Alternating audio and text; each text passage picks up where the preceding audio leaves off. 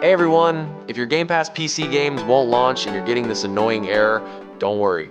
In this quick video, I'll show you how to fix it step by step without reinstalling Windows. First, let's run the Windows Store Apps Troubleshooter. Press Windows and I on your keyboard to open Settings, then head over to System, click Troubleshoot, and select Other Troubleshooters. Scroll down and click Run next to Windows Store Apps. Wait for it to finish and apply any fixes it finds.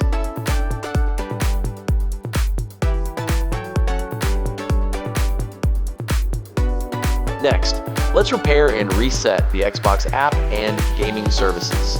Go back to Settings, click Apps, then Installed Apps. Search for Xbox, click the three dots on the right, and choose Advanced option. Click Repair first. If your game still doesn't launch, come back and hit Reset. Do the same for gaming services, you see it in the list. Now, let's reinstall gaming services using PowerShell. Click on the Start menu, type PowerShell, right-click it, and select Run as Administrator. Then, copy and paste this command and press Enter.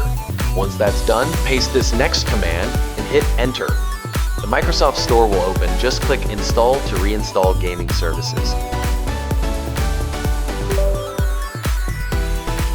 After that, let's clear the Microsoft Store cache.